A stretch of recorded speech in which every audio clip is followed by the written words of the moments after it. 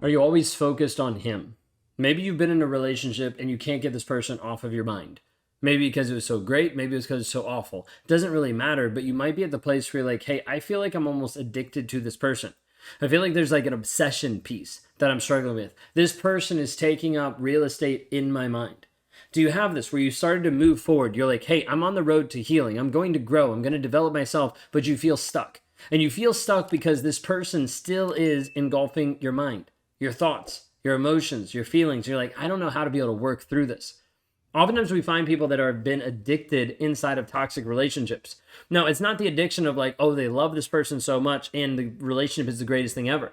No, it's this addiction that comes from trauma bonds, that comes from this constant beatdown and belittling of who you are.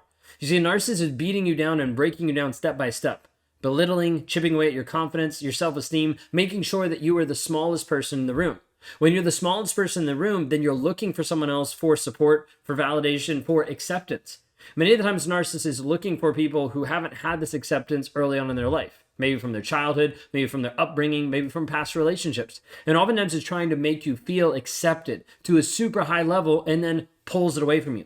This is like pulling the rug from out underneath your feet. This is like putting you on a pedestal and slapping the pedestal out from underneath you. And all of a sudden you fall down and you're like, wait a second, what did I do wrong? And you're constantly worrying about this, trying to figure this out and trying to move back to the place where you're in this person's good graces.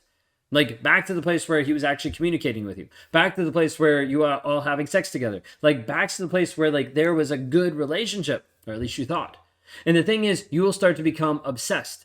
You will start to end up being like going back to this person over and over, being like, I can't stop thinking about this person. Are you always focused on the narcissist? Are you always focused on the toxic person that's in your life? Now, the question might need to pause for a moment and just be like, wait a second. Are you focused on you? Like, what does that actually look like for you? Did you get up today at the time you wanted? Did you eat what you needed to eat? Did you work out? Did you actually focus on your health? Did you focus on your spirituality? Did you focus on your connection with God? Did you focus on meditating, getting silent, actually like getting still, working on calming your nerves? Did you focus on how you're engaging in other relationships, other friendships, family members that you have? Did you focus on your self-development? If the answer to those is no, then we might already know where your focus is. You get to the place where you start to get addicted to being focused on the toxic person because he's made the world revolve around him. This is what a narcissist wants. The narcissist wants you to be so focused on him that you can't do anything else.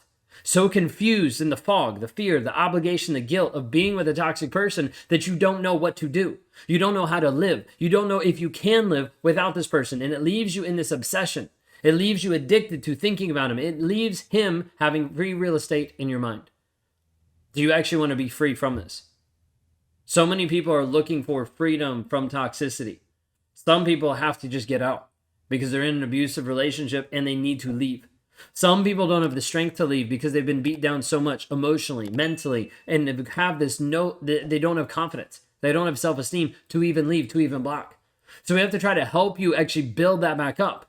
Building you, giving you the building blocks to build your self-esteem, your confidence, you back to who you're created to be. The question is if you're willing to actually do that. So many people are not. So many people, when they see the road ahead, they're like, I don't know if it's worth it to me actually rebuild myself. Maybe I'll just change and he'll be a little bit better. That's not true. It's going to continue to get worse. It's going to continue to progress because he doesn't care about you. All he does is care about himself.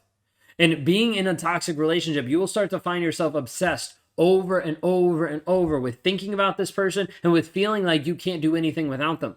Maybe you can't leave because you're like, I don't know what I'll do money-wise because I haven't had a job because he forced me to quit my job. Maybe you're like, hey, I don't know if I can leave because no one else is going to love me. No one else is going to care for me. Nobody else is going to get me. This person's my soulmate, so I have to stay. This is like what I need to do. You're going to sell yourself a lot of different lies to stay in this relationship. You're going to sell yourself a lot of different stories to make excuses of why you need to be with this person. I was talking to a client the other day and she was like, but I don't want to block him because like, what if we need to communicate about something? And I'm like, what do you need to communicate about? And she's like, well, I can't think of anything. Nothing. And I'm like, have you communicated through other people before? She's like, yes, when we got divorced, like we communicated with the lawyers. I'm like, why can't you just not? And she was trying to make excuses, trying to build up stories of saying, oh, but I need to have a reason to be able to still communicate with this person. You don't. But your mind will want to sell you on an alternate version of this. It will want to sell you on the possibility of like, I have to leave the door open just in case he finds that one item that I lost at his house 5 years ago and decides to give it back. No.